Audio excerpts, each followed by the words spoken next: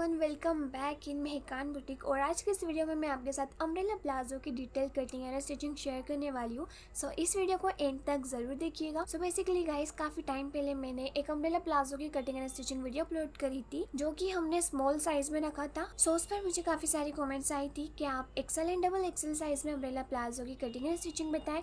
सो इस वीडियो में हमने डबल एक्सेल साइज में अम्ब्रेला प्लाजो की डिटेल कटिंग एंड स्टिचिंग बताई है। सो इस वीडियो में हमने पूरा मेजरमेंट बताया है, प्लाजो की लेंथ कितनी होगी एंड आपने किससे हाथ से मार्किंग करनी है। सो इस वीडियो को आपने एंड तक जरूर देखना है। एंड गाइस, इसके साथ जो हमने ब्यूटीफुल दुपट्टा एंड कुर्ती बनाई है, उसकी भी detailed cutting and stitching video link आपको डिस्क्रिप्शन में मिल जाएगी, आप वहां से डायरेक्टली देख सकते हो। So without wasting a time, let's see how I made it. Keep watching guys.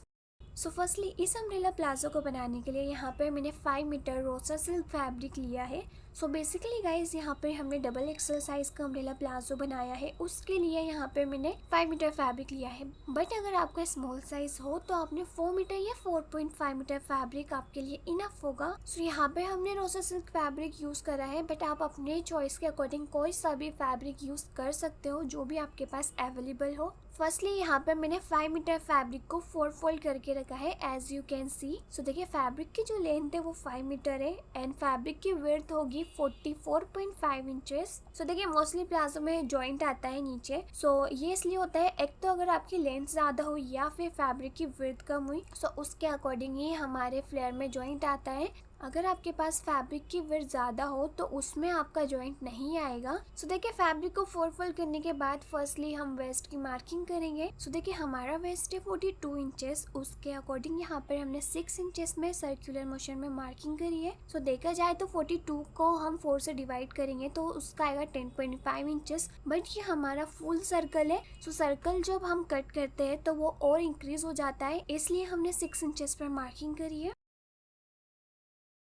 अब यहाँ से इन स्टेप को रखकर हमने लेंथ की मार्किंग करनी है। सो हमारी टोटल लेंथ है 42 इंचेस। तो यहाँ पे हमने 42 इंचेस पर मार्क कर लेना है।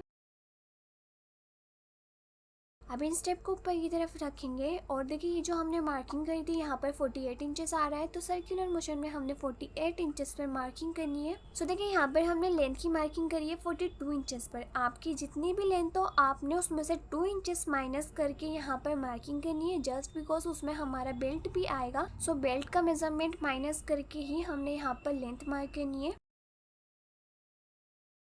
इस तरह पूरी तरह 48 इंचेस में मार्किंग करने के बाद हमने ये मार्किंग को ज्वाइन कर लेना है इस तरह से।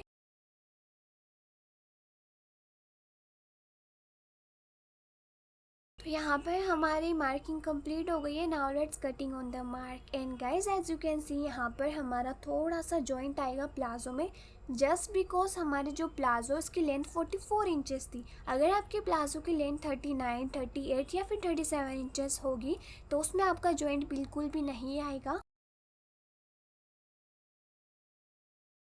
सो देखिए, यहाँ पर हमने जॉइंट कट कर लिया है और इसे भी स्टिच कर लेना है।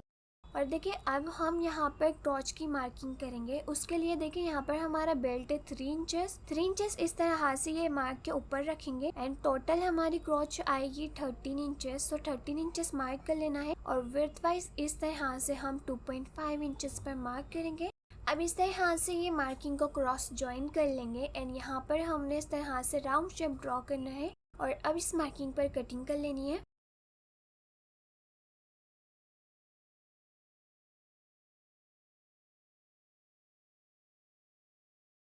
कट करने के बाद देखिए, इस तरह से हमने इसे ओपन कर लेना है और देखिए, फैब्रिक को हमने राइट साइड मैच करके रखना है और इसकी एक साइड की क्रॉच को हमने हाफ इंच का मार्जिन लेते हुए स्टिच कर लेना है। सो आफ्टर स्टिचिंग अब हम इसे ओपन करेंगे और हमने इसकी बेल्ट रेडी करना है। उसके लिए यहाँ पर मैंने एक फैब्रिक स्ट्रिप ली है। इसकी लेंथ है 5.5 इंचेस और फैब्रिक की विड्थ हमारे वेस्ट के अकॉर्डिंग है। अब देखिए, प्लाजो के राइट साइड पर हमने स्ट्रिप के राइट साइड को रखना है और इस तरह से हमने हाफ इंच का मार्जिन लेते हुए स्टिचिंग कर लेनी है। और स्टिच करने के बाद देखिए, हमने इलास्टिक के लिए होल्डर भी बना लेना है। सो पहले हम हाफ इंचेस जितना फैब्रिक फोल्ड करेंगे एंड देन हमने इलास्टिक के अकॉर्डिंग यहाँ पर फैब्रिक फोल्ड करके स्टिच कर लेना है। आफ्टर ऑल ओवर स्टिचिंग देखिए, हमने बेल्ट को प्लाजो से ज्वाइन कर लिया है एंड इलास्टिक का हुक भी हमने बना लिया है।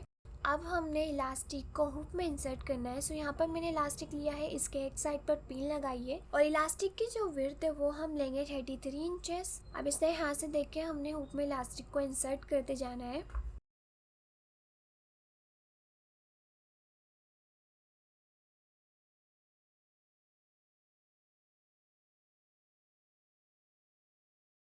पूरे हुक में इलास्टिक को इंसर्ट करने के बाद देखिए हमने इसके दोनों साइड में 4 to 5 टाइम्स स्टिचिंग करनी है और इलास्टिक को सेट करने के लिए इस पर टॉप स्टिचिंग करेंगे। तो यहाँ पे हमने इलास्टिक पर टॉप स्टिच भी कर लिया है। अब इसे यहाँ से राइट साइड को राइट साइड पर रखेंगे और क्रॉच से हमने हाफ इंच का मार्जिन लेकर स्टिच कर लेना है।